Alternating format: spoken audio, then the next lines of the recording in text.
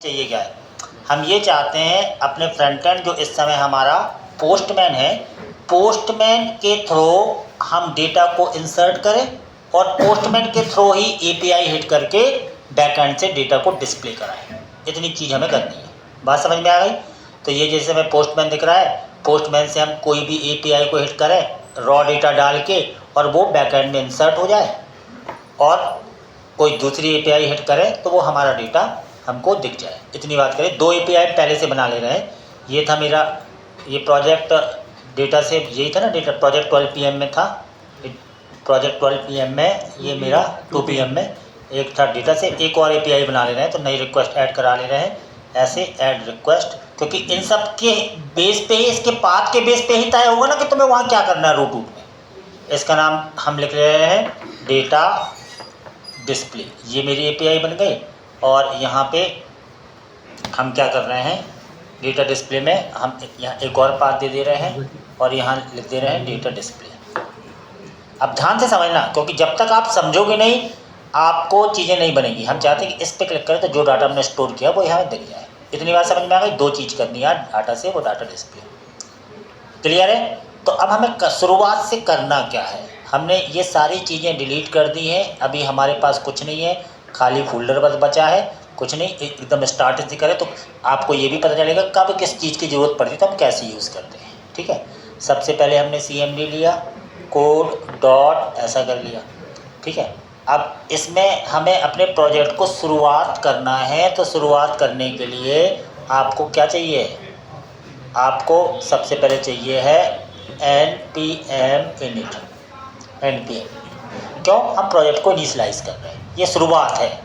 शुरुआत किया तो हमसे ये कुछ पूछेगा कि पैकेज का नाम कुछ नहीं रखा, वर्जन कुछ नहीं रखा, डिस्क्रिप्शन कुछ नहीं रखा, एंट्री पॉइंट index.js है, ऐसे करके आपने ये कर दिया। ठीक है, इतनी बात हो गई है ना। अभी आपको ये बन गया पैकेज.js। कम से कम मुझे एक फ्रेमवर्क तो चाहिए पड़ेगा, और भी चीज़ें, बॉडी पार्ट सब भी इंस्टॉल करना, आगे चल के कोर्स भी इंस्टॉल करना, आगे चल के मोंगोज भी इंस्टॉल करना, सारी चीज़ें इंस्टॉल करनी। लेकिन चूँकि फ्रेमवर्क को तो तुम्हें लेना ही लेना होगा, npm i express। जैसे ही तुम कोई भी पैकेज को फर्स्ट टाइम इंस्टॉल करते हो ना, तो एक फोल्डर आ जाता है नोड मॉड्यूल, आपके मॉड्यूल सब उसी में स्टोर होते हैं, और आपको एक पैकेज log.json वाली फाइल भी आ जाती है। ये इसी चीज़ का डिटेल इसमें रहता है, तो इन फाइलों से में ज़्यादा मतलब नहीं रहता। ये फाइल केवल ये इंडिकेट करते कि आपका प्रोजेक्ट में जो जो मॉड्यूल है वो इसकी लिस्ट इसमें आ जाती है कि कौन कौन सी। देखो एक्सप्रेस डिपेंडेंसी आ चुकी है, तो डिपेंडेंसी के अंदर वो आती रहती है, बाकी हमें इससे मतलब नहीं। इतनी बात समझ में आ गई? अब हम अपना प्रोजेक्ट स्टार्ट करें। सारे फ्रेमवर्क के जो भी फोल्डर्स हैं वो हमें मैनुअली खुद ही बनाने पड़ते हैं, खुद ही। बाकी कुछ टेक्नोलॉजी है जिसमें हमें बने बनाए मिलते हैं, जैसे CI उसमें पहले से बने बनाए मिलता है, लारावेल उसमें भी हल्का फुल्का कुछ बना बनाया मिलता है, कुछ बनाना भी पड़ता है, लेकिन जो जिसका नियम है वैसा करना पड़ेगा। ठीक है, तो नियम ये है फ्रेमवर्क का, चूँकि हम मन पढ़ रहे हैं, और यहाँ सबसे पहले तो आपको एक फोल्डर बनाना पड़ता है जिसका नाम रख लो तो मॉडल्स। एक फोल्डर बना लिया हमने। मॉडल में क्या होगा, डेटाबेस से रिलेटेड काम के लिए स्कीमाज और मॉडल तैयार करेंगे, और कुछ नहीं। तो पहले थ्योरी समझ लो उसका कंसेप्ट, उसकी कोडिंग, बस सिंपल। अब हमें क्या चाहिए है, अब हमें चाहिए है कंट्रोलर, मॉडल्स व्यू कंट्रोलर। तो ठीक है, हमने कहा भाई व्यू बना लो, व्यूज़ नाम का एक फोल्डर बना लिया। हम व्यू में कुछ नहीं करेंगे, लेकिन चूंकि आ रहा है MVC, इसलिए क्योंकि व्यू हमारा रिएक्ट होता है इसमें मर्न में। अगर तुम इसमें रिएक्ट हटा दो तो तुम ये बना सकते हो, इसमें रख सकते हो, लेकिन अभी कुछ नहीं रखना, लेकिन बना लिया फिर भी हमने मॉडल व्यू। अब एक और फोल्डर हम बनाएंगे कंट्रोलर्स। ये 3 फोल्डर हमारे बन चुके हैं, यहाँ तक कोई डाउट नहीं। MVC इतना कर लिया। अब होता क्या है कि मॉडल व्यू कंट्रोलर बन गया, और अपने पाथ को मैनेज करने के लिए एक फोल्डर बनाते हैं रूट्स नाम का, रूट्स। तो रूट्स केवल मारने के लिए ज़रूरी है, लेकिन कई जगह रूट्स की फैसिलिटी मिलती है। ऐसा नहीं होता कि उसमें डिज़ाइन HTML वाली पेज में ही ऐसी होती है, तो उसमें कोई बहुत ज़्यादा फर्क नहीं पड़ता, लेकिन यहाँ रूट्स हमें बनाना पड़ता है। रूट्स MVC के अंतर्गत नहीं आता। रूट्स तो केवल इसलिए कि वो पाथ को मैनेज कर देगा तुम्हारे, बाकी काम तो MVC में ही हो रहा है, ऐसी कहानी है। तो हमने कहा चलो एक और फोल्डर बनाएंगे जिसका नाम हम रखेंगे रूट्स। तो ये मेरे मेन फोल्डर्स हमारे हो गए तैयार। अब हमें प्रोजेक्ट स्टार्ट करें, तो आप इसकी अभी कंडीशन देखें, तो ऐसी कंडीशन तुम्हारे प्रोजेक्ट का सेटअप हो गया। ठीक है, इतना सेटअप हो गया। और इसके अलावा भी कई लोग स्पेशल फोल्डर बनाते हैं, जैसे कोई यूटिलिटीज़ नाम का फोल्डर बना लेता है अपने काम के लिए, मिडिलवेयर नाम के भी फोल्डर बना लेते हैं। वो तो जितना बड़ा प्रोजेक्ट उस हिसाब से फिर आपको फोल्डर और भी बनाने पड़ते हैं भविष्य में, कि प्रोजेक्ट की एक्सपेंडिशन के हिसाब से। इतनी बात समझ में आई? हमने कहा ठीक है भाई। अब क्या करना है, अब तुम्हारा प्रोजेक्ट के लिए तुम्हें फर्स्ट फाइल बनानी है जिसका नाम है index.js। सारी फाइल तुम्हारी JS के फॉर्म में होती है। और अब ये क्या कह रहा है कि आप चूंकि एक्सप्रेस फ्रेमवर्क यूज़ कर रहे हैं तो आपको सबसे पहले एक वेरिएबल लेना पड़ता है एक्सप्रेस नाम का, चूँकि एक्सप्रेस एक इनबिल्ट मॉड्यूल है और रिक्वायर मेथड से उसको तुम अपने प्रोजेक्ट में ला सकते हो। तो रिक्वायर के द्वारा तुम्हें यहाँ पे एक्सप्रेस ऐसा लेना पड़ता है, ये फिक्स है। तो इनबिल्ट मॉड्यूल वो ऐसे लिए जाते हैं। तुमने कोई मॉड्यूल बनाया है उसको तुम्हें रिक्वायर करना तो डॉट डॉट स्लैश करके उसकी करंट डायरेक्टरी है जहाँ हो उसके हिसाब से लिए जाते हैं। इतना क्लियर हो गया? एक्सप्रेस जो तुमने वेरिएबल ले लिया ना, इसके नाम का एक वेरिएबल बनाना पड़ता है। तो ऐप कोई कीवर्ड नहीं है, लेकिन चूंकि हम ऐप के लिए अपनी ऐप बना रहे तो ऐप नाम लेती है। और एक्सप्रेस लाइका मेथड की तरह यूज़ कर लिया, मतलब इस एक्सप्रेस मेथड का एक इंस्टेंस बन गया। अब ये बहुत सारे काम करने वाला है, जिनमें से ये ऐप एक काम करेगा तुम्हारे सर्वर को लिसन करने का। सर्वर तुम्हें 8000 पे चलाना है। इसमें दो ऑप्शन दिए जाते हैं। सेकंड ऑप्शनल फंक्शन होता है, फंक्शन वो ऑप्शनल है, रखना है रखो, नहीं रखना है मत रखो, लेकिन मैं रख देता हूँ ताकि मुझे कोई कंसोल में मैसेज आता रहे। तो ये फंक्शन दे दिया मैंने। फंक्शन में मैंने क्या लिख दिया, console.log, जस्ट एक मैसेज प्रिंट कर दिया कि सर्वर रन ऑन 8000। इतना कर लिया हमने। अब इतने को पहले हम चला के देखें। देखो जब भी तुम प्रोजेक्ट बनाओगे ना, बनाते बनाते हर स्टेज पे तुम्हें कंसोल करके चेक कराते जाओगे। देख के तुमने टाइप किया कभी नहीं चलेगा प्रोजेक्ट। तुम चेक करते करते करते करते चलाते जाओगे तो ही तुमसे बनने वाला, नहीं तो नहीं बनेगा। तो हमने क्या इसको रन करने के बाद नॉर्मल इतने को रन कर लिया, इतने को रन किया तो ये आ गया मेरा परफेक्ट सर्वर तैयार है। इतनी बात हो गई। अब ये मेरा नोड की कोडिंग वाला काम हो गया। ठीक है भैया, अब चूँकि फ्रेमवर्क है, फ्रेमवर्क के अनुसार हम सब में काम करने वाले हैं, ये भी सही बात है। लेकिन अब हम अपना डाटाबेस देख ले रहे हैं। यहाँ हमने डाटाबेस देखा है ना, यहाँ पे हम डाटाबेस में आते हैं अपने डाटाबेस को, है ना। तो पहले हम मोंगोडीबी सबका इंस्टॉल है, मोंगोडीबी इंस्टॉल है। यहाँ पे हमको ये चीज़ दिख जाती है, ये मेरा जो सोचो इतने सारे डाटाबेसेस बने हैं, इतने सारे डाटाबेस। ठीक है भाई, तो यहाँ तुम्हें कुछ नहीं बनाना पड़ता, हर काम वहाँ स्क्रिप्ट के रन होने से यहाँ हो जाता है अपने आप। यहाँ से डाटा निकाल लो, मॉडल जिम्मेदार है। यहाँ पे डाटा भरना है तो भी मॉडल जिम्मेदार है। तो ये मैंने इसको मिनिमाइज़ करके रख लिया क्योंकि कनेक्टिंग हमें चाहिए पड़ेगी। तो पहले तो हम सबसे पहले क्या करते हैं, सबसे पहले हम अब इसमें ये काम करते हैं कि हमने कहा भैया हमें तो डाटाबेस से कनेक्टिविटी करनी है, कनेक्टिविटी करनी है। तो कनेक्टिविटी करनी है तो हम क्या करें, कनेक्टिविटी करने के लिए हमें मर्न यानी Node.js हमको एक मॉड्यूल देता है जिसका नाम है मोंगोज। मोंगोज क्या है, एक ODM है, ऑब्जेक्ट डॉक्यूमेंट मॉडलिंग। मोंगोज में एक ऐसी लाइब्रेरी है कि जो हमको सुविधा देगी कि तुम्हारे नोड को डायरेक्ट कनेक्ट कर देगी, किससे, MongoDB से। तो हमको मोंगोज चाहिए पड़ेगा, यानी उसको भी इंस्टॉल किया, मोंगोज इसको इंस्टॉल कर लिया। मोंगोज हमारे प्रोजेक्ट में इंस्टॉल हो गया है। तो जब भी कोई चीज़ तुम इंस्टॉल करो, चाहे इसमें या रिएक्ट में, किसी भी जावास्क्रिप्ट की लाइब्रेरी या फ्रेमवर्क में, तो उसमें एक package.json फाइल होती है, उससे इंडिकेशन से तुम्हें पता चल जाएगा कि ये चीज़ हमारे पास आई कि नहीं। देखो मोंगोज भी आ गया, क्योंकि मोंगोज की जरूरत पड़ेगी। तो ये केवल ऐसे एंट्री पॉइंट है, जैसे कोई बुक में इंडेक्स पेज होता है ना, एंट्री पॉइंट क्या क्या लेसन है, वैसे ये हमें बता देता है कि हमारा प्रोजेक्ट किन किन मॉड्यूल पर डिपेंड है। और जो भी तुम इंस्टॉल करते हो ना, वो नॉन मॉड्यूल के अंदर जाते हैं, तो वो हम एक्सेस कर सकते हैं। हाँ कि भैया मुझे मोंगोज चाहिए क्योंकि कनेक्टिविटी तो मुझे बनाना है। तो हमने आराम से ले लिया एक नया वेरिएबल मोंगोज बराबर रिक्वायर और फिर हमने ले लिया क्या, मोंगोज ये ले लिया। मोंगोज आ चुका है, मोंगोज कनेक्ट करने के लिए तैयार है। मोंगोज एक लाइन से कनेक्ट करता है, तो इससे सरल हो क्या सकता था, मोंगोज डॉट कनेक्ट, बस इतना ही सा मैथड है। मोंगोज कह रहा है कि बैकएंड से, क्योंकि ये अलग सॉफ्टवेयर है और MongoDB अलग सॉफ्टवेयर है, मैंने कहा मोंगोज एक कनेक्ट मेथड है और इसमें दे दो उस MongoDB की क्वेरी स्ट्रिंग, तो अपने आप कनेक्ट कर लेता है। तो क्वेरी स्ट्रिंग कहाँ से दें, आपको यहाँ जाना पड़ेगा, यहाँ पे आपको यहाँ पे देखना पड़ेगा क्वेरी स्ट्रिंग कहाँ पर है। कॉपी क्वेरी स्ट्रिंग कर ली, क्वेरी स्ट्रिंग आ चुकी है और तुमने यहाँ पे पेस्ट कर दी। बस एक चीज़ का ध्यान रखना है, लोकल होस्ट को IP एड्रेस के फॉर्म में लिखना पड़ता है 127.0.0.1, इतना लिखना है। इसके अलावा इतना सा, इतनी बात समझ में आई। और स्लैश करके तुम्हें अपने डाटाबेस का नाम देना पड़ता है, डाटाबेस का नाम देना पड़ता है। तो डाटाबेस का नाम क्या दें, जो आपकी इच्छा हो। आपका नाम क्या है, तो मैंने लिख दिया प्राची डीबी, इस नाम से हमारा डाटाबेस बन जाएगा। लेकिन मोंगोडीबी में एक चीज़ है कि मोंगोडीबी में कोई डाटाबेस बनता तभी है जब उसी समय कलेक्शन बन रहा हो, नहीं तो नहीं बनेगा। कनेक्ट होना अलग बात है, बनना अलग बात है, समझ रहे ना। तो अभी देखना, इतना मैंने कर दिया। तो अगर ये चीज़ कनेक्ट हो गई सही से तो मेरे पास एक मैसेज तो आ जाए, देन करके एक मैसेज हम दे सकते हैं। हमने कहा भाई मुझे एक कॉल बैक फंक्शन दे दिया यहाँ पे, हमने कहा एक मैसेज आ जाए, क्या मैसेज आ जाए, console.log और यहाँ db कनेक्टेड, इतना सा मैसेज है। तो ये अब मैं इसको रन करता हूँ। रन करने का तरीका नोडमोन है। नोडमोन से जैसे ही मैंने रन किया तो मेरे पास मैसेज आ गया db कनेक्टेड। तो कनेक्शन होने का मतलब थोड़ी कि वहाँ डाटाबेस बन गया होगा, ये सब सही है, लेकिन इस नाम का डाटाबेस बना नहीं होगा, क्योंकि डाटाबेस बनने के लिए मोंगोडीबी में एक कंडीशन होनी चाहिए कि डाटाबेस के साथ तुरंत कलेक्शन भी होना चाहिए, कलेक्शन चाहे खाली ही क्यों ना हो।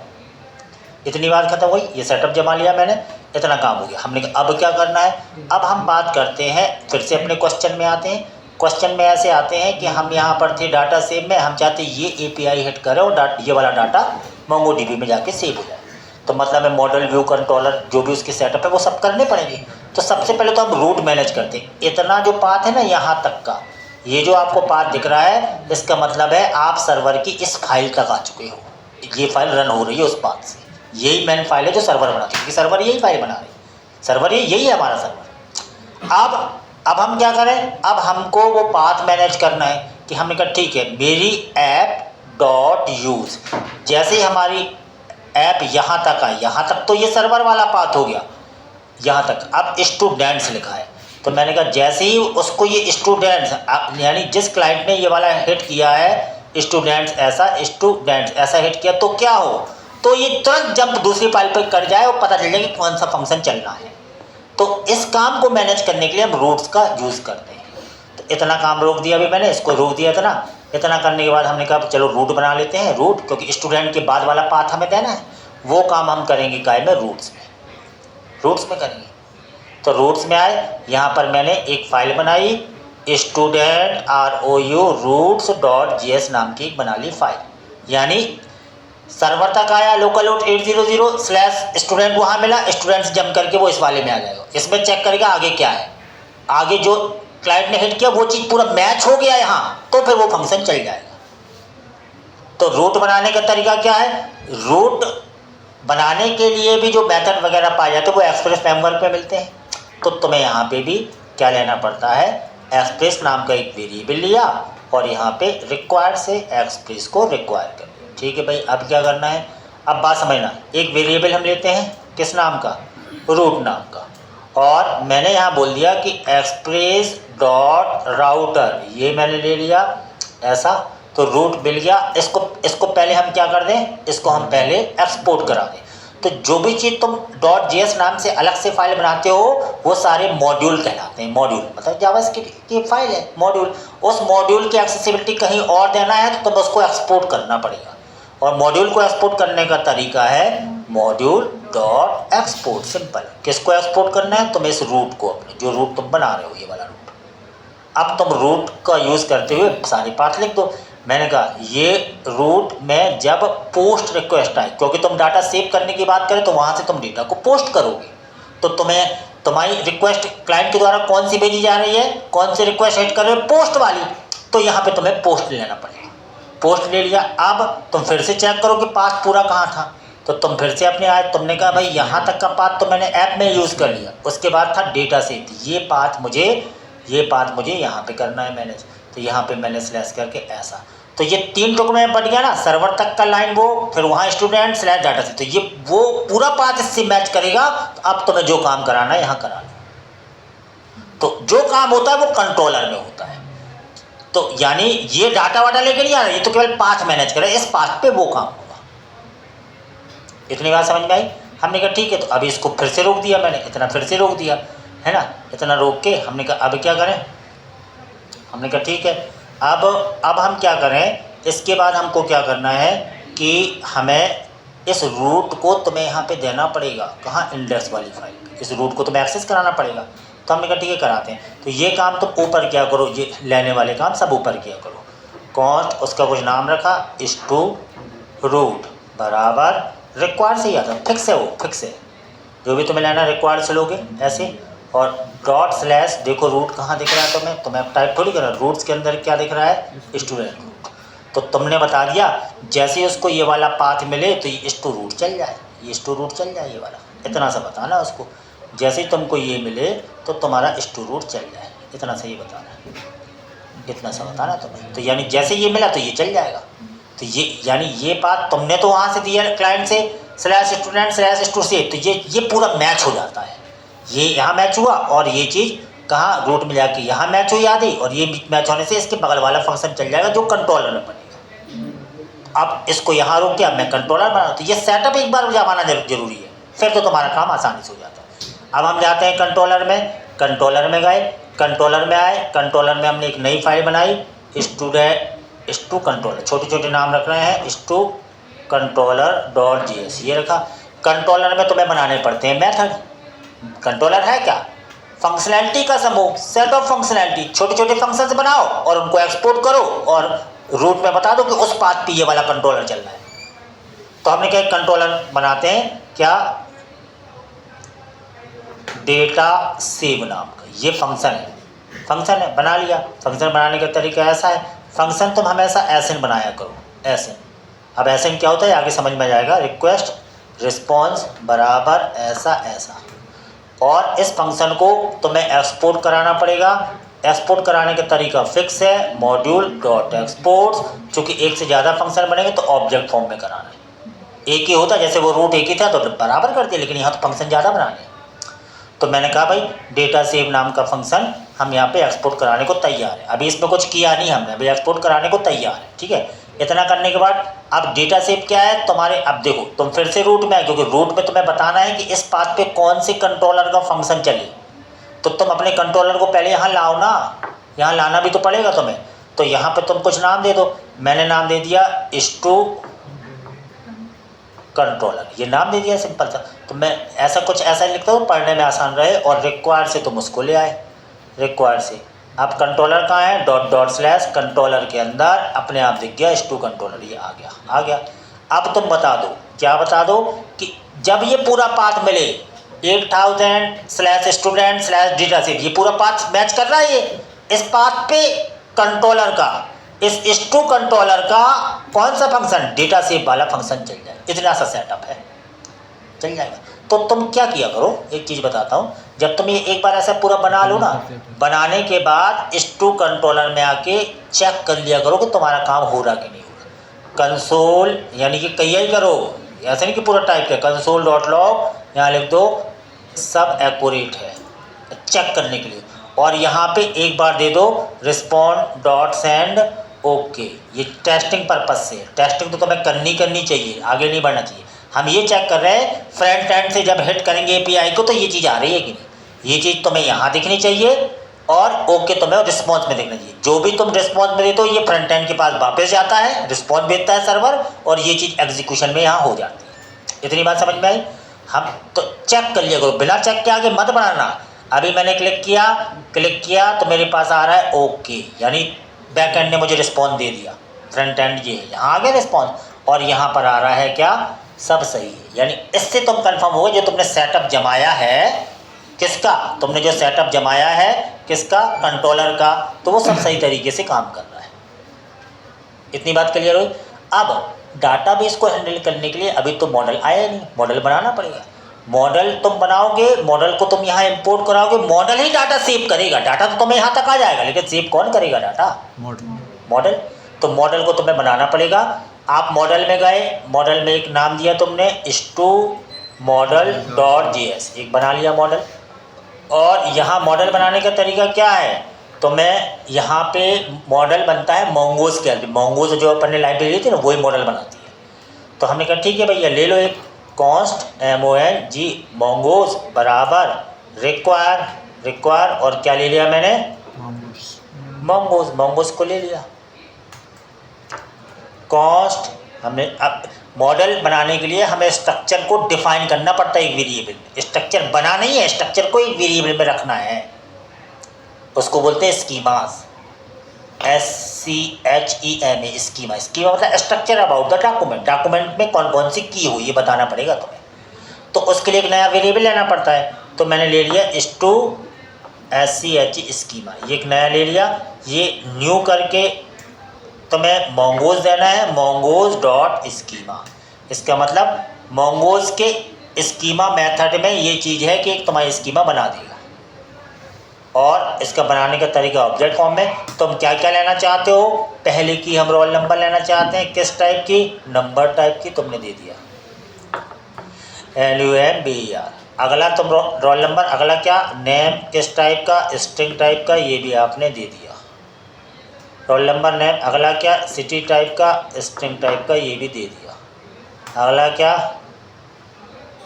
फीस, किस टाइप का? नंबर टाइप का, ये भी तुमने दे दिया।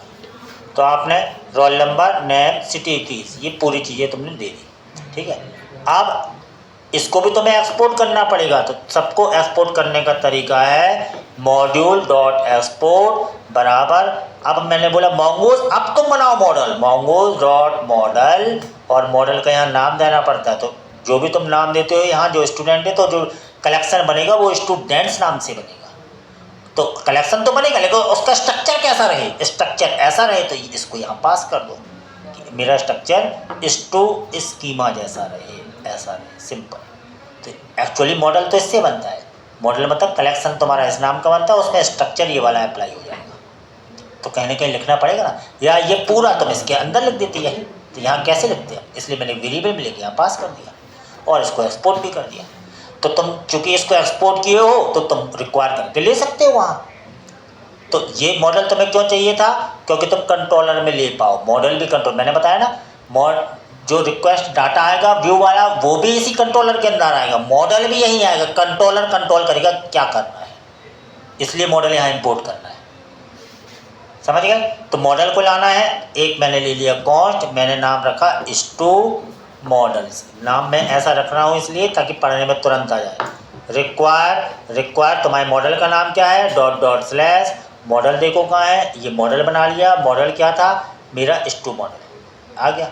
अब इस स्टू मॉडल के द्वारा तुम्हें डाटा सेव करना है।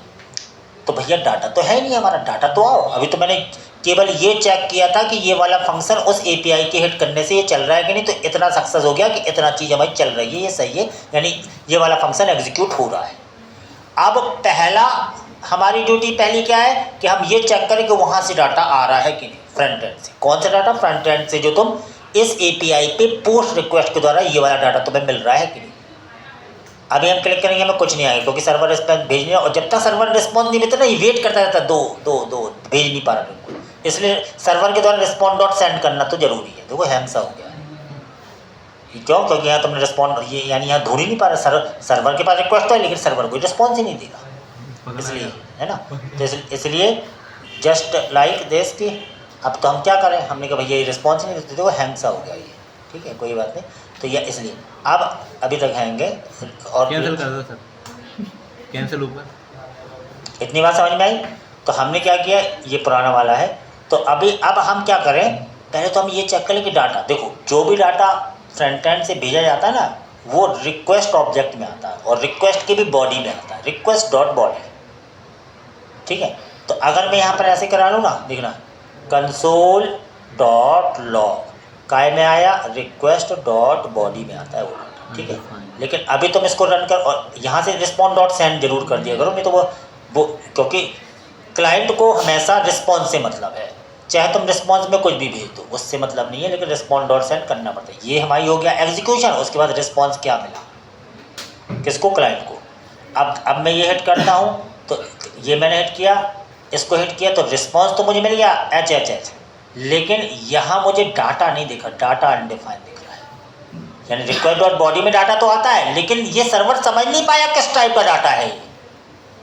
तो फ्रंट एंड से जो डाटा तुमने भेजा है वो यहाँ किस फॉर्म में रिसीव करे, तो तुम्हें एक मिडिलवेयर यूज़ करना पड़ेगा जो बोलेगा कि भैया जेसन वाला डाटा है, तुम ले लो, ये जेसन टाइप का डाटा है। उसको बताने के लिए एक मिडिलवेयर यूज़ किया जाता है जिसको बोलते हैं बॉडी पार्सर। ठीक है, तो हमने कहा यार बैकएंड में हमें बॉडी पार्सर डालना है, इसलिए पहले मैंने अनडिफाइंड दिखा दिया। यहाँ आए तो हमने कहा इसके लिए npm i body dash parser, ये तो मैं लगाना ही लगाना पड़ता है, ये इंस्टॉल करना ही करना पड़ेगा, नहीं तो वो नहीं समझ पाएगा कैसा डाटा है। इतनी बात समझ में आई। तो बॉडी पार्सर हमारे इसमें आ चुका है। कंफर्म करने के लिए तुम package.json में जाके चेक कर लिया करो कि ये इंस्टॉल हुआ कि नहीं। तो डिपेंडेंसी में देखो बॉडी पार्सर भी आ गया।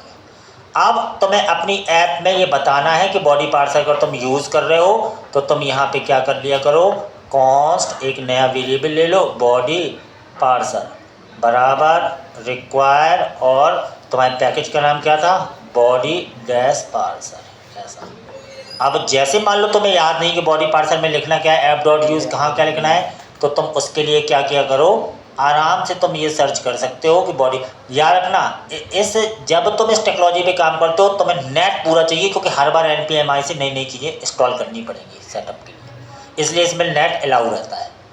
जब भी इसके मरने के कोई भी टेस्ट होते हैं नेट, बिना नेट के तुम कर ही नहीं सकते हो, इसलिए नेट अलाउ कर देते हैं टोटल को। पता है ये नेट टेक्नोलॉजी है। तो तुमने यहाँ पर लिख दिया NPMI, तुम्हें कुछ नहीं आ रहा है, तुमने बॉडी पार्सर लिखा, कहीं ना कहीं तुम्हें वो 2 लाइन मिल जाएगी, तुम्हें यूज़ ही करना है उनको। सीधा तुम जाओ और उस मिडलवेयर का यूज़ करना है, और वो मिडलवेयर का क्या काम है सब तुम समझ में आ जाएगा कि वो पार्सिंग कर देता है। फ्रंट एंड वाले डेटा को वो नहीं समझता भाई, तुम्हें बताना है कि हम कौन से फ्रंट एंड को यूज़ कर रहे हैं। तुमने बॉडी पार्सर यूज़ कर लिया, बस तुम्हें ये 2 लाइन लिखनी है, ये 2 लाइन। इन 2 लाइन का मतलब ये है कि फ्रंट एंड से जो भी डाटा आ रहा है वो जेसन फॉर्मेट में कन्वर्ट होकर मिलेगा सर्वर को। इसके लिए एक मिडलवेयर यूज़ कर लिया। बात समझ में आ गई। अब देखना, अब मैं सर्वर चालू करता हूँ, फिर से मैंने लिखा नोडमोन इंटर किया, फिर से मेरा सर्वर स्टार्ट हो गया, डाटाबेस भी कनेक्ट हो गया, डाटाबेस भी कनेक्ट हो चुका है। और इस समय जैसे ही मैंने यहाँ से हिट किया, कहाँ से, अपने पोस्टमैन से ये डाटा हिट किया, तो यहाँ तो मुझे मिल गया रिस्पॉन्स HH, यही मिल रहा है क्योंकि सर्वर हमको रिस्पॉन्स यही भेज रहा। और यहाँ बैक एंड में हमें देखो जो अनडिफाइंड पहली बार देखा था पूरा मिल गया डाटा। तो जो पहले भी डेटा आ रहा था लेकिन हमारा सर्वर समझ नहीं पा रहा था, अनडिफाइंड मतलब अब भी डेटा आया लेकिन अब समझने लगा है क्योंकि मिडलवेयर मैंने यूज़ कर लिया। तो तुम्हें ये ऐसे ही लिखना है, मिडलवेयर यूज़ कर लिया हमने।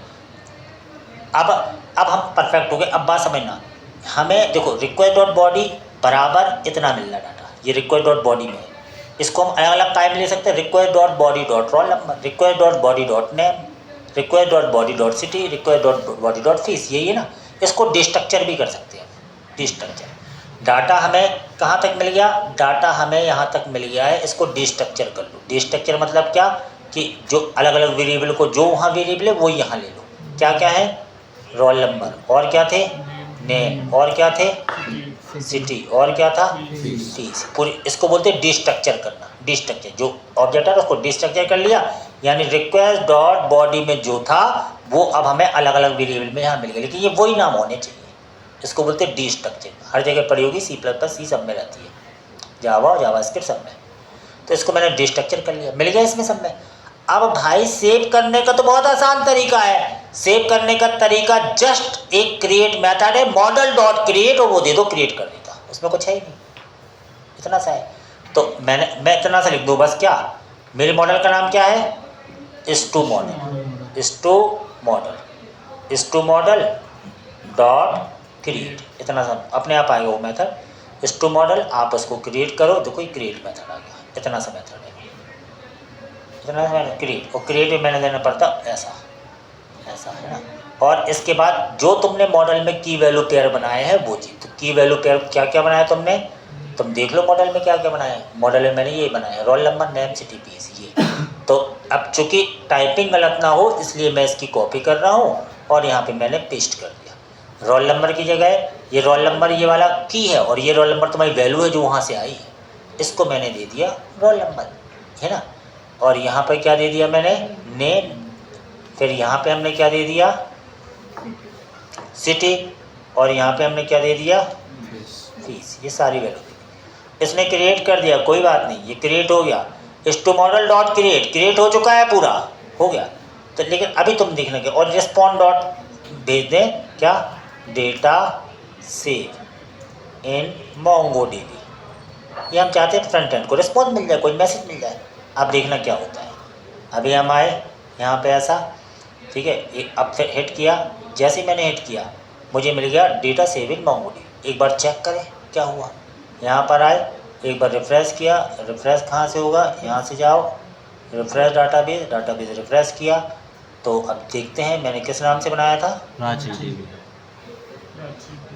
JKLMNOP प्राची DB, ये आ गया। उसके अंदर एक अगर डाटाबेस बना तो कलेक्शन तो बना ही होगा, ये तय है, क्योंकि डाटाबेस बनते ही नहीं है बिना कलेक्शन के। जैसे ही आए ये बन गया, और देखो वो आ गया जो डाटा था, जो डाटा को वो आ गया, यही था। अब देखना दूसरा डाटा भरूँ मैं, फ्रंट एंड में तुम्हें फॉर्म में दूसरा डाटा भरना पड़े, तो यहाँ तो ये मेरे पास अभी यही तरीका है। 111 कुछ नया नाम, प्राची सिन्हा यूपी, ठीक है। फिर से हिट किया, मतलब ये फॉर्म भरा, बटन पे क्लिक किया और उसके पास अलर्ट पे मैसेज आ गया, डाटा सेव हुआ। क्या हुआ, हुआ ये होगा कि बैक एंड में तुम्हारा डाटा यहाँ जाके सेव हो गया। एक और डाटा भर लेते हैं, तो ये फ्रंट एंड से एक और भरा 113, एक और डाटा भरा, कुछ और नाम भर लेते हैं, आयुषी, आयुषी बालापुरी, महाराष्ट्र, सैलरी। जैसे क्लिक किया तो मुझे तो मैसेज आ रहा है डेटा से, लेकिन ये सारा डाटा तुम्हारा बैक एंड में ऐसे जा रहा है, चला गया, सब चला गया, ठीक है। अब बात समझना, अब हमारा एक और क्वेश्चन था कि हम यहाँ से ये वाली API हिट करें और सारा डाटा जो है वो यहाँ में आ जाए, डिस्प्ले हो जाए, ताकि उसको हम किसी वेरिएबल में लेके मैप के थ्रू अपने रिएक्ट में दिखा पाए। बात समझ में आ रही? हमने कहा यार इससे कैसे होगा, तो सबसे पहले तुम्हें इतना पाथ मैनेज कर, यहाँ तक का पाथ तो मैनेज है हमारा, ये पाथ तुम्हें रूट में मैनेज करना है, ताकि ये पूरा पाथ वहाँ कंट्रोल हो जाए। कंट्रोल होता है राउटर से, रूट से, रूट में आए, हमने कहा ये पाथ मुझे यहाँ मैनेज करना, चूँकि इस बार रिक्वेस्ट आएगी गेट, तो तुम्हें लेना पड़ेगा हर चीज़। देखना कितना आसान हो जाता है, एक बार सेटअप 2-3 दिन घर में बना लो, एक बार आ गया फिर तो तुम्हें एकदम ईजी हो जाएगा। हमने कहा ये वाला, ये इसमें डाटा डिस्प्ले में, तब क्या हो, अब देखो उल्टा काम करेंगे अपन, मतलब बॉटम टू टॉप। हम कहा स्टू कंट्रोलर में एक फंक्शन बनाएंगे, वो अभी लिख दो। मैंने कहा भाई जो स्टू कंट्रोलर है ना, स्टू कंट्रोलर का डेटा डिस्प्ले नाम का फंक्शन चल जाए, तो ये सोचो ये एडिटर हमारी कितनी हेल्प करता है। तुमने ऐसा किया, तुम्हें अभी एरर आ जाएगी, क्योंकि ऐसा कोई फंक्शन है नहीं, तुम्हें एरर दे रहा है वो, तो इसलिए लाल दिखा रहा, तो तुम इसलिए ये करें तुम्हारा काम आसान हो जाए। तुमने कहा डेटा डिस्प्ले बना ले, तो इसकी कर लो कॉपी, तो बड़ा आसान हो जाता है काम। कॉपी किया तुमने, आराम से जाओ कंट्रोलर में, तुम्हें पता है जो भी मेथड है उस मेथड को तुम्हें एक्सपोर्ट करना पड़ेगा, तो अभी ऐसा दे दिया, अभी भी ये लाल दिखे क्योंकि ऐसा फंक्शन बना नहीं। अब तुम बना लो फंक्शन नया, तो तुम अपने प्रोजेक्ट में जो भी काम कर रहे हो ना, उसका एक फंक्शन बना है कंट्रोलर में। कुछ भी काम कर रहे हो तो लाखों काम होंगे, तो लाखों फंक्शंस बने। कैटेगरी अलग है तो अलग अलग कैटेगरी में कंट्रोलर बने, स्टू कंट्रोलर, फेस कंट्रोलर, बहुत सारे कंट्रोलर हो सकते हैं प्रोजेक्ट के अनुसार, तो वो धीरे धीरे तुम सीख जाओ। हमने कहा ये है डाटा डिस्प्ले, हमेशा ऐसे बनाया करो, इसका अर्थ तुम्हें धीरे धीरे समझ में आ जाएगा। रिक्वेस्ट लेना ही है, रिस्पॉन्स लेना ही है। इस बार हमें क्या करना है, डाटा पूरा निकाल के वहाँ भेजना है। जो भी आप रिस्पॉन्स देते हो वही चीज़ जाती है फ्रंट एंड, रिस्पॉन्स.सेंड के थ्रू वही चीज़ जाती है। तो डाटा निकालने का काम कौन करेगा, डाटा निकालने का काम करता है, कौन करता है, मॉडल।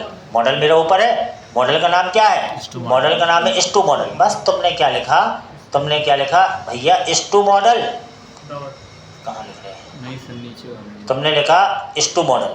आपने यहाँ पे लिखा कि भाई स्टू मॉडल, स्टू मॉडल तुम कर दो फाइंड। फाइंड एक मेथड है, किसका, MongoDB का। फाइंड मेथड से सारा डाटा निकल के आ जाता है। स्टू मॉडल आप फाइंड कर दो, फाइंड कर दिया बस, तो तुम किसी वेरिएबल में लो भी तो इसको लो, तो कॉस्ट माई डेटा में तुमने ले लिया, एक नया वेरिएबल बना लो, ठीक है। अब लेकिन होता क्या है, बात समझना, जब ये वहाँ से फाइंड करके लाएगा ना, हो सकता है कुछ टाइम लगा दे, क्योंकि ये काम उस MongoDB में हो रहा है, वहाँ से आने में टाइम लग सकता है, तो तुम्हें यहाँ पे लगाना पड़ता अवेट। जब तक वेट करते रहना बेटा, जब तक वो ला ना पाए, इसलिए अवेट लगाना पड़ता, समझ रहे। क्योंकि ये अलग, ये जो मेथड है ये वहाँ MongoDB में चल रहा है, पर चलो MongoDB में चल पाए, जावास्क्रिप्ट पूरी रन हो गई, तो तुम जब तक वेट करते रहो, जब तक डाटा ला ना पाए, तब ये वाली लाइन चले। अब आ चुका होगा डाटा, अब तुम भेज दो फ्रंट एंड को, तो फ्रंट एंड को भेजने का तरीका रिस्पॉन्स ऑब्जेक्ट के द्वारा वो सेंड कर देता है तुम्हारे डेटा को। तुम्हारा डेटा गायब में है माई डेटा में, इतना ईजी हो गया। 2 लाइन के हैं यहाँ तो, बस तुम्हें सेटअप जमाना सीखना है, बाकी काम तो आसान होने वाला है। अब तुम देखना बन गया तुम्हारा। अब देखो, अब हम क्या करते हैं, यहाँ पे आए, हमने कहा नया डाटा सेव करना है, नया डाटा सेव कर रहे हैं। एक नया डाटा लिया मैंने 114, कुछ नाम लिया। तुम्हारा नाम क्या है, कौन सा पटेल? दीपिका पटेल। और सिटी क्या है, सिटी एक्चुअल सिटी पी परिया, परिया बिगड़ी। तो अब सैलरी फीस कितनी है, 55,000। जैसे अपन ने सेंड किया तो इस पाथ पे जो कंट्रोलर का फंक्शन होगा वो हिट होगा, उसने जो काम करना था कर दिया। और इस पाथ पे जो काम होना होगा उस काम में फाइंड करके डेटा आके तुम्हें सारा डेटा ये मिल गया, ऐसा ये आ गया डेटा, ऐसे चाहिए डेटा आ गया, ऐसा ये भी एकदम सही हो गई। लो ये डेटा रिस्पॉन्स में तुमने यही भेजा। आप सोचो ये रिस्पॉन्स में डेटा भेजोगे कहाँ, रिएक्ट में, और रिएक्ट में तुम सेट माई डेटा में रिस्पॉन्ड डॉट डेटा कर दो, ये पूरा डेटा उसमें सेट हो गया। माई डेटा और सेट माई डेटा लेते ना, और जो माई डेटा में मैप लगा के दिखा दोगे, इतना ईजी काम है। बात समझ में आई? ये चीज़ तुम्हें एकदम बननी चाहिए, क्योंकि अब मैं कल ये नहीं बताऊंगा कंट्रोलर वगैरह ये। बात समझ में आई? अब तुम्हारे पास है 15 मिनट, 15 मिनट मुझे करके बताओ ये 15 मिनट करके बताओ।